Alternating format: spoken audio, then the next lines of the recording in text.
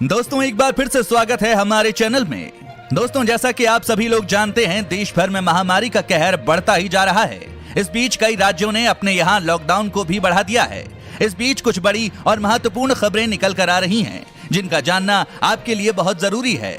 दोस्तों बात करें कोरोना मरीजों की, तो देश में पिछले 24 घंटे में 37,724 नए केस, 648 मौत हुई। मरीजों का आंकड़ा 12 लाख के करीब। इसी के साथ दोस्तों आज की बड़ी खबर में आप देखेंगे, एलएसी पर भारत ने बदल दी रणनीति, अब पीछे नहीं हटाएगी सेना, ड्रैगन को दिखाएंगे आईना। चालाक चीन के लिए भारतीय सेना ने अपनी योजना में बदलाव किया है, जिससे चीन पर बहुत बड़ा असर पड़ने वाला है। आगे हम आपको इस पूरी खबर को दिखाएंगे। साथ ही साथ खुलासा, घर बैठे बैठे भी हो सकते हैं कोरोना से संक्रमित, इन सब बातों का रखें ध्यान। जी हां, एक बेहद चौंकाने वाला दावा किया जा रहा है, जिसे सुनकर आपके होश उड़ जाएंगे। आपको बता दें, एक दावे के अनुसार कोरोना में घर पर बैठे लोगों को महामारी का ज्यादा खतरा बताया जा रहा है। आगे हम जानेंगे इस पूरी खबर को। और अगली बड़ी खबर में, देसी इलाज से भी सस्ता पड़ेगा कोरोना का टीका, मात्र इतनी होगी कीमत। अगर आप भी कोरोना के टीके का इंतजार कर रहे हैं तो आपके लिए एक बड़ी खबर है। आपको बता दें, कोरोना का टीका आपके देसी इलाज से भी सस्ता होने वाला है।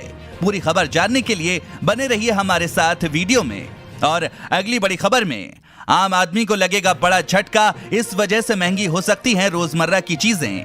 कोरोना काल में रोजमर्रा की चीजों की कीमत लगातार बढ़ रही है। सब्जियों के दाम तो आसमान छू रहे हैं। ऐसे में कुछ घरेलू उपयोग में आने वाली चीजें भी महंगी होने वाली हैं। आगे हम आपको इस पूरी खबर को दिखाएंगे।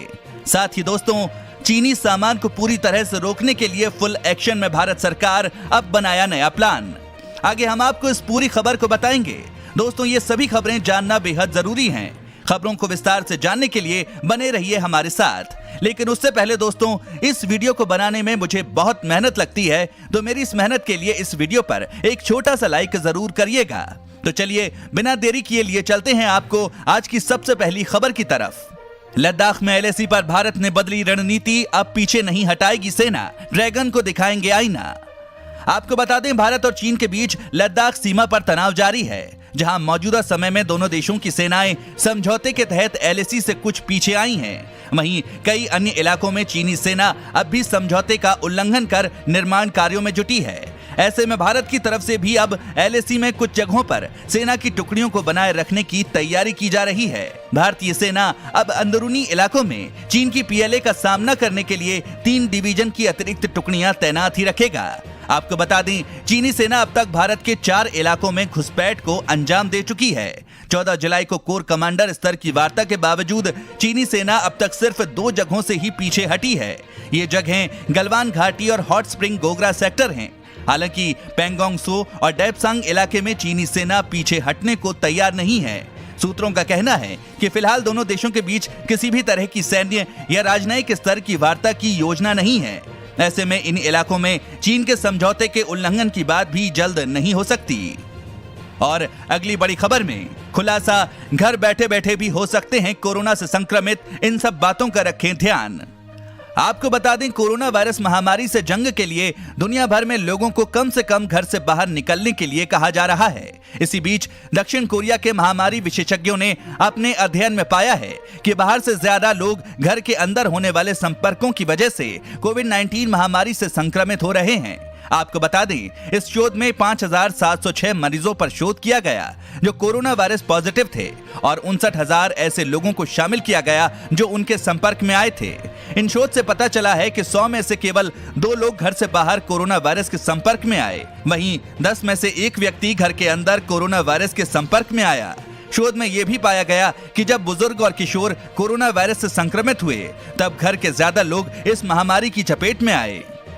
दोस्तों इस चैनल पर हम आपको देश और दुनिया भर की सभी ताजा खबरों को सबसे पहले लेकर आते हैं। अगर आप भी चाहते हैं कि दुनिया भर की खबरें आपके पास सबसे पहले पहुंचें, तो चैनल को बिना भूले नीचे दिए गए लाल बटन को दबाकर सब्सक्राइब जरूर कर दें और बेल आइकन को भी जरूर दबाएं। दोस्तों इस वीडियो को देखते रहिए, क्योंकि आगे आप देखने वाले हैं, पीएम किसान योजना में आने वाली है 2-2 हजार रुपए की नई किश्त, ऐसे चेक करें लिस्ट में अपना नाम। साथ ही अब जानिए, देसी इलाज से भी सस्ता पड़ेगा कोरोना का टीका, मात्र इतनी होगी कीमत। आपको बता दें, कोरोना वायरस की वैक्सीन को लेकर भारत ही नहीं बल्कि पूरी दुनिया के प्रयास जारी हैं। हाल ही में कई ऐसी वैक्सीन से जुड़ी खबरें भी आईं जो ह्यूमन ट्रायल तक पहुंच गई हैं। पूरी दुनिया को कोरोना की वैक्सीन का इंतजार है, क्योंकि वैक्सीन ही एकमात्र ऐसी उम्मीद है जिससे इस बीमारी को जड़ से खत्म किया जा सकता है।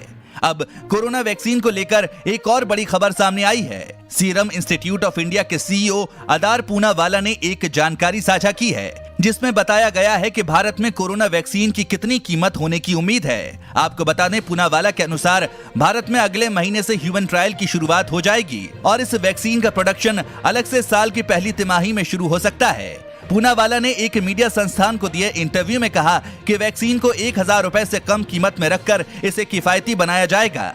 उन्होंने कहा कि हमें उम्मीद है कि इसे सरकार द्वारा बिना किसी चार्ज के वितरित किया जाएगा।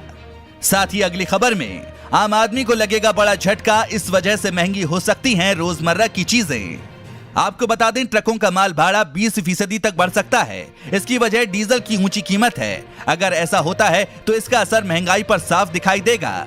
मतलब साफ है कि टमाटर के बाद अन्य सब्जियों के साथ साथ रोजमर्रा के सामान की कीमतें भी बढ़ सकती हैं। ट्रक परिचालकों की एक यूनियन ने कहा है कि अगर ईंधन की कीमत दैनिक आधार पर बढ़ती रही तो भाड़े में 20% बढ़ोतरी करनी पड़ सकती है। यूनियन ने डीजल की कीमतों की हर महीने या तिमाही समीक्षा करने की मांग की है। माल ढुलाई बढ़ने से फल सब्जियों की कीमत में उछाल आना तय है। वहीं एफएमसीजी वस्तुओं की कीमतों में भी इजाफा हो सकता है। डीजल की कीमतों में बढ़ोतरी के कारण माल ढुलाई में इजाफे का असर एक साथ पूरे देश में दिखाई देगा। साथ ही दोस्तों, पीएम किसान योजना जाने अपने आवेदन की स्थिति, नई किश्त आने में सिर्फ 1 सप्ताह का वक्त बाकी। केंद्र सरकार की ओर से पीएम किसान सम्मान निधि स्कीम के तहत देश के 10 करोड़ किसानों के खाते में 2000 रुपए की छठी किश्त 1 अगस्त से जारी होनी शुरू हो जाएगी। ऐसे में यदि आपको पीएम किसान सम्मान निधि स्कीम के लिए रजिस्ट्रेशन कराना है या फिर कोई कमी है जिसे दूर कराना है, तो इसके लिए बेहद कम वक्त बचा है। नई किश्त के लिए पीएम किसान योजना की लिस्ट में आपका नाम है या नहीं, ये भी आप बेहद आसानी से चेक कर सकते हैं। इसके लिए आपको पीएम किसान योजना की वेबसाइट पर जाकर स्टेटस चेक करना होगा। आइए जानते हैं कैसे पीएम किसान निधि योजना के अपने आवेदन का स्टेटस चेक कर सकते हैं। दोस्तों, सबसे पहले आपको pmkisan.gov.in पर जाना होगा। इसके बाद नीचे दाईं तरफ फार्मर्स कॉर्नर के नाम से एक बॉक्स बना होगा। इसमें आपको बेनिफिशियरी लिस्ट के विकल्प पर क्लिक करना होगा। बेनिफिशियरी लिस्ट पर क्लिक करने पर एक नया पेज खुलेगा। यहाँ आपको अपना राज्य, जिला, उप जिला, ब्लॉक और गांव चुनना होगा। यहाँ गांव का अर्थ आपकी ग्राम सभा से है। पूरी डिटेल भरने के बाद गेट रिपोर्ट पर क्लिक करना होगा। इसके बाद आपके सामने पूरी लिस्ट खुलकर आ जाएगी। यहाँ आप अपने नाम के अलावा पूरी ग्राम सभा के सभी लाभार्थियों के नाम भी देख सकते हैं। इस लिस्ट के आधार पर ही पीएम किसान योजना की किश्तों को जारी किया जाता है। यदि आपका नाम इस लिस्ट में है तो ये समझें कि आगामी किश्तें आपके खाते में आ जाएंगी। साथ ही दोस्तों, बढ़ते हैं अगली खबर पर। कोरोना के खात्मे के लिए केंद्र सरकार का टेस्टिंग पर जोर, जल्द ही रोज 10 लाख सैंपल होंगे टेस्ट। देश में कोविड-19 के मामले तेजी से बढ़ते जा रहे हैं। कोरोना वायरस के संक्रमण से निपटने में टेस्ट बड़ा हथियार है। केंद्र सरकार टेस्ट पर जोर दे रही है। टेस्ट की संख्या लगातार बढ़ाई जा रही है। जल्द ही इसे बढ़ाकर 5 लाख से 5.5 लाख करने का टारगेट है। सरकार के सूत्रों के मुताबिक इस टारगेट को जल्द पूरा कर लिया जाएगा। इसके बाद रोजाना 10 लाख लोगों के सैंपल के टेस्ट करने का लक्ष्य है। फिलहाल देश भर में रोजाना औसतन 3.5 लाख कोरोना सैंपल की जांच हो रही है। पिछले कुछ समय से ये देखा गया कि टेस्ट की संख्या में लगातार इजाफा हो रहा है। स्वास्थ्य मंत्रालय का मानना है कि सोशल डिस्टेंसिंग, हैंड हाइजीन और मास्क के इस्तेमाल के अलावा टेस्ट कोरोना से लड़ने का बड़ा हथियार है। टेस्ट के जरिए संक्रमण का पता समय रहते लगाया जा सकता है। अगली बड़ी खबर में दोस्तों, राशन कार्ड से जुड़ी कोई भी समस्या घर बैठे हो जाएगी दूर। जाने क्या है प्रोसेस। अगर आपके पास राशन कार्ड है तो ये खबर आपके काम की है। दोस्तों, अगर राशन कार्ड में घर का पता बदलवाने, परिवार के सदस्यों के नाम डिलीट करवाने, डुप्लीकेट राशन कार्ड, दिल्ली से राशन कार्ड ट्रांसफर करवाने और मोबाइल नंबर अपडेट करवाने के लिए आप डोर स्टेप डिलीवरी सेवा का फायदा ले सकते हैं। ये सर्विस अभी दिल्ली के बाशिंदों को मिल रही है।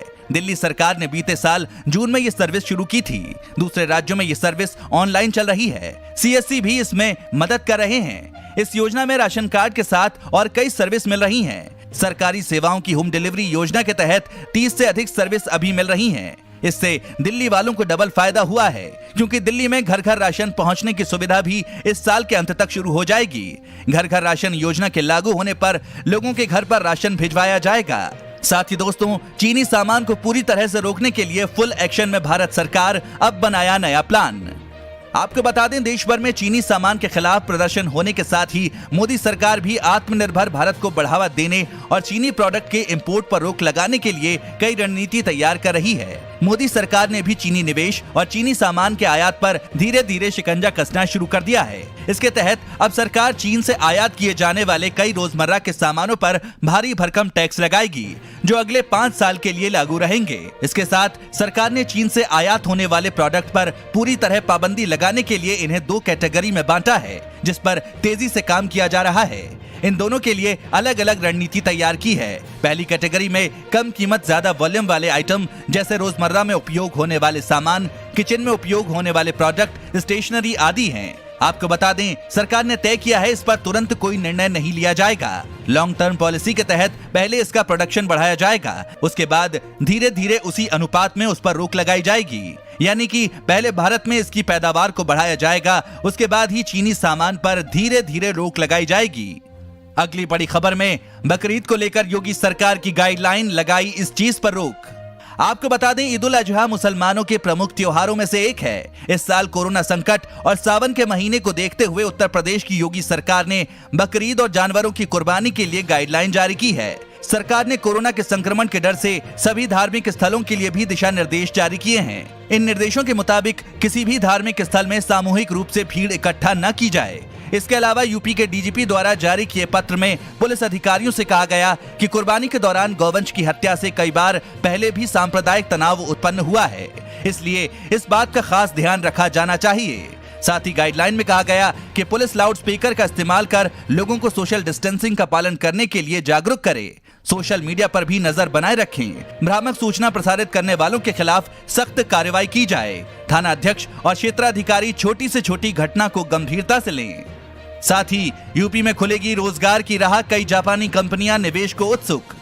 कोरोना संकट के बीच कंपनियां निवेश से बच रही हैं। आबादी के लिहाज से देश के सबसे बड़े राज्य उत्तर प्रदेश के लिए गुड न्यूज है। यहां आधे दर्जन से ज्यादा जापानी कंपनियों ने निवेश की इच्छा जताई है। अंग्रेजी अखबार फाइनेंशियल एक्सप्रेस की खबर के मुताबिक मायाची कॉर्प और टोकाची कॉर्प जैसी जापानी कंपनियों ने निवेश के लिए उत्सुकता जाहिर की है। अगली बड़ी खबर, चालबाज चीन के चंगुल में फंसने से बचे नेपाल, भारतीय सीमा में किसी प्रकार की घुसपैठ बर्दाश्त नहीं। आपको बता दें, आज जहां एक और पूरा विश्व कोरोना नामक वायरस से त्रस्त होकर विभिन्न संकटों से जूझ रहा है, चीन जैसा देश जिस पर पूरे विश्व में इस घातक वायरस को फैलाने का आरोप भी लग रहा है और वो अपनी कुत्सित चालों से बाज नहीं आ रहा है। गलवान घाटी में चीन ने जो किया उसे ना भुलाया जा सकता है, ना माफ किया जा सकता है। भारत की तरफ से हमेशा हिंदी चीनी भाई भाई का भाव रहा, किंतु चीन ने कभी भारतीय सीमा में घुसपैठ कर, कभी भारतीय भूमि पर कब्जा कर, तो कभी भारतीय सैनिकों को मारकर विश्वासघात का ही परिचय दिया है। आपको बता दें, नेपाल में भारत को जिस जहरीली फसल का सामना करना पड़ रहा है, उसकी नर्सरी भारत स्वयं रहा है। फिर भी आंतरिक और सीमा सुरक्षा की दृष्टिकोण से कहीं न कहीं नेपाल को यह संदेश भी दिया जाना अनिवार्य पड़ता है कि भारतीय सीमा में किसी प्रकार की घुसपैठ, कब्जा या अन्य चाल बर्दाश्त नहीं की जाएगी। सरकार ने चीनी कंपनियों को दी चेतावनी, कहा दूसरे रास्ते से ऐप उपलब्ध कराना अवैध, दोषी पाए जाने पर होगी सख्त कार्रवाई। आपको बता दें, सरकार ने चीनी कंपनियों के 59 ऐप पर पाबंदी लगाने के बाद मंगलवार को उन्हें इस आदेश का कड़ाई से पालन करने को कहा और उल्लंघन करने पर सख्त कार्रवाई की चेतावनी दी।